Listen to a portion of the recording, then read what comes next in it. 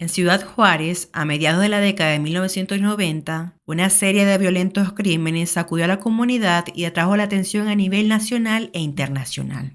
Y Abdel Sharif, un hombre de origen egipcio, fue señalado como uno de los principales sospechosos de estos homicidios.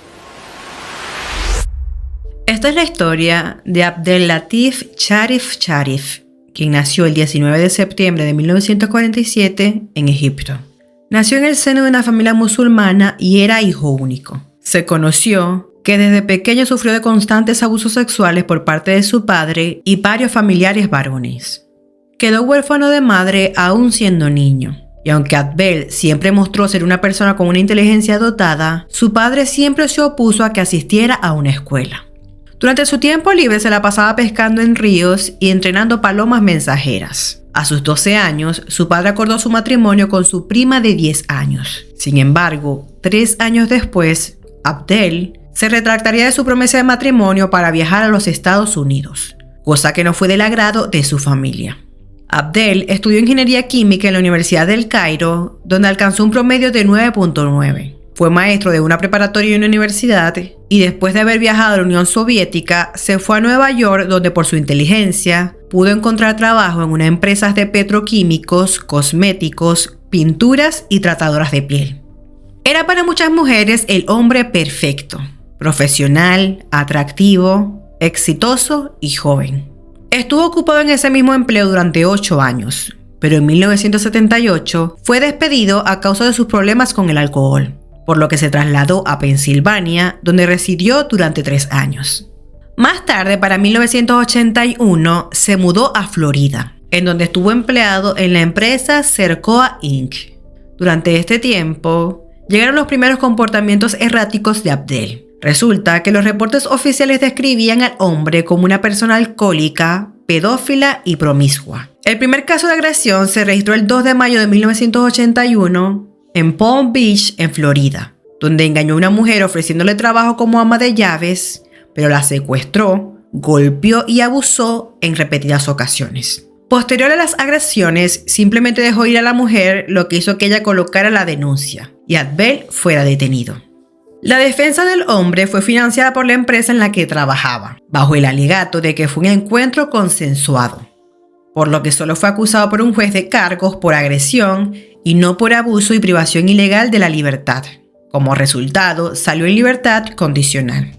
Después de ese hecho, en agosto de 1981, volvió a atacar a otra mujer. Esta ocasión fue condenado a 45 días de prisión y nuevamente su defensa fue financiada por la empresa en la que trabajaba. Curiosamente, Abdel no fue despedido hasta 1982. Tras su despido, se mudó a Gainesville, Florida, en donde contrajo matrimonio. Más tarde, después de que éste la hubiera golpeado hasta dejarla inconsciente, su esposa se divorció de él. Para el 17 de marzo de 1983, se registra el tercer abuso de Abdel. Nuevamente, con el engaño de la oferta de empleo como ama de llaves, atrajo a una mujer a su casa, la golpeó, abusó de ella y la amenazó de muerte. Ella logró escapar y lo denunció, y esta vez fue condenado a 12 años de prisión en 1984. Tras pasar tan solo 5 años en prisión, sale en libertad en 1989.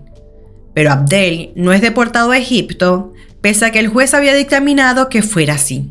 Ese año se trasladó a Texas, en donde gracias a su capacidad profesional, fue contratado por una empresa transnacional, quien lo reclutó por ser un químico de primer mundo que tenía en su haber 17 patentes. En 1991, fue detenido por conducir ebrio y pese a ser identificado, tampoco fue deportado. Para 1993 volvió a abusar de una mujer y su defensa fue patrocinada ahora por esta empresa. Y en un acto de total impunidad, es dejado en libertad bajo la promesa de que nunca más volvería a pisar suelo estadounidense. En total, Abdel perpetró 5 crímenes en suelo estadounidense.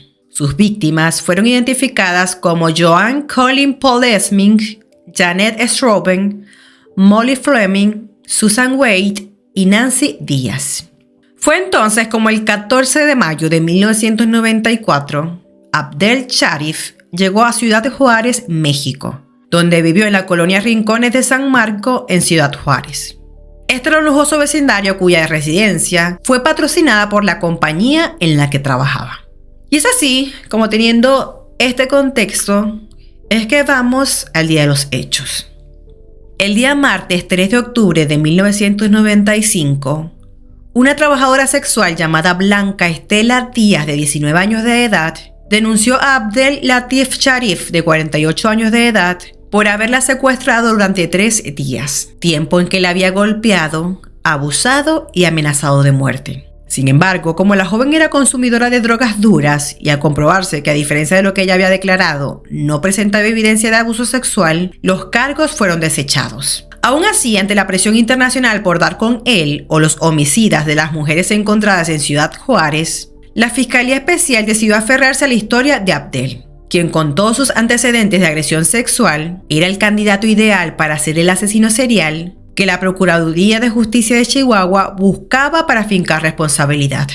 Por lo que a 20 minutos de ser liberado, fue arrestado esta vez por la desaparición de Elizabeth Castro García, una joven de 17 años de edad con quien supuestamente Abdel sostenía una relación sentimental. La hermana de Elizabeth, Eunice Castro García, había denunciado la desaparición de esta el 15 de agosto de 1995. Durante ese tiempo, elementos de seguridad pensaron que habían resuelto el caso cuando el cadáver de una mujer que concordaba con la descripción del cuerpo de Elizabeth fue hallado en Lote Bravo.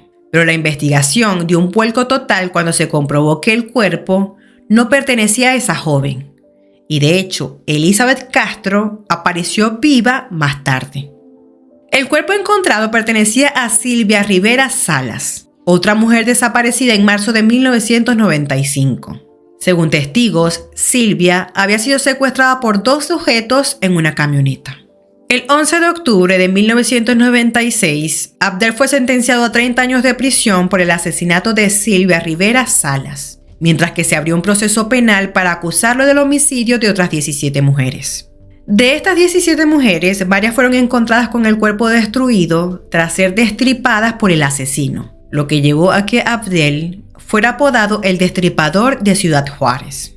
Algunas tenían los senos cercenados, otras tenían el pelo cortado en la base del cráneo, unas cuantas tenían cortado un triángulo en sus órganos genitales, y esto hacía pensar en ritos satánicos. Sin embargo, a pesar de estar dentro de la cárcel, curiosamente los cadáveres de mujeres abusadas, estranguladas y torturadas continuaban apareciendo en distintas zonas de Ciudad Juárez. Debido a eso, las autoridades vendieron una imagen de Abdel Sharif a la prensa como la del psicópata que controlaba los asesinatos desde la cárcel. Se le acusó incluso de contratar a la banda de 5 asesinos seriales que operaban en grupo llamado Los Ruteros. En 1996, los ruteros, o como también eran llamados, ruleteros o choferes de Ciudad Juárez, fueron detenidos. Ese mismo año fueron detenidos 5 asesinos seriales que actuaban en grupo llamados los Rebeldes de Ciudad Juárez, a quienes se les acusó de asesinar a 17 mujeres. Según las autoridades, estos asesinos habían sido contratados por Abdel para que cometieran los homicidios para poder desviar las investigaciones y así demostrar su inocencia. Pero estos fueron señalamientos que jamás pudieron demostrarse. En tanto, las muertes de mujeres aumentaban y las acusaciones contra el egipcio se sumaban. Abdel enfrentaba 17 cargos por homicidio material agravado, 24 cargos por homicidio intelectual, decenas de cargos por secuestro y violación, y cargos por crimen organizado e inhumación ilegal de restos humanos. Pero pese a los crímenes que se le achacaban, nunca pudieron ser realmente esclarecidos. Para ese momento, el hombre ya era conocido en Ciudad Juárez como un criminal sexual con un largo historial de agresiones a mujeres. No fue difícil creer para todos que era el responsable de los asesinatos en series. Además, la fiscalía y el gobierno vieron en este hombre el chivo expiatorio que necesitaban para presentar a un sospechoso responsable de los feminicidios. Por su parte, desde el Centro de Reinserción Social de Ciudad Juárez, Abdel dio conferencias de prensa donde afirmaba que él no era el culpable de los múltiples homicidios. Incluso, un día estando en prisión, convocó a medios de comunicaciones para dar una rueda de prensa, en la cual diría el nombre de los verdaderos asesinos de las mujeres encontradas muertas en Lote Bravo.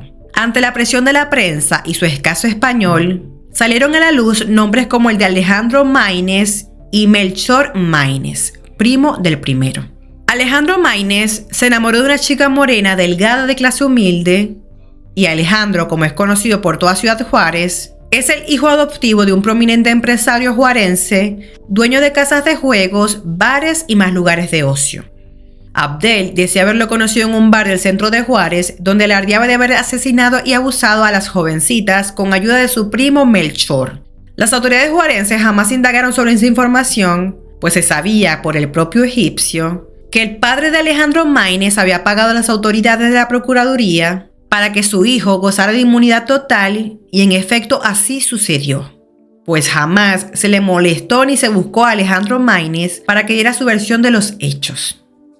Para el 2 de junio del 2006, a la edad de 59 años, Abdel Latif Sharif falleció en el Centro de Rehabilitación Social de Chihuahua por un paro cardíaco consecuente a un shock hipovolémico generado por una hemorragia intestinal crónica por una úlcera péptica. Ya desde el 2003 había sido diagnosticado con cirrosis hepáticas, subsecuente hepatitis C y hepatitis alcohólica.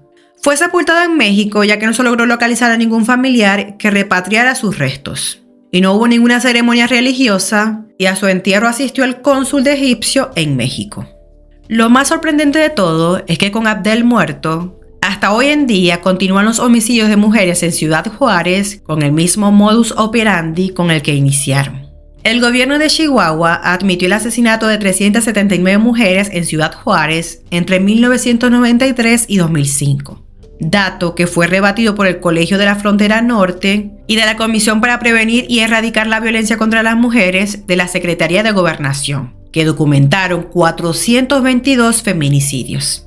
Lo cierto es que las piezas nunca encajaron del todo entre los antecedentes y la vida del egipcio, sumados en gran parte en la corrupción, la mentira, la indiferencia y la ineficacia de un sistema judicial que hasta la fecha no es capaz de frenar los homicidios contra mujeres en otras partes del país como el Estado de México. Cuna de horribles historias.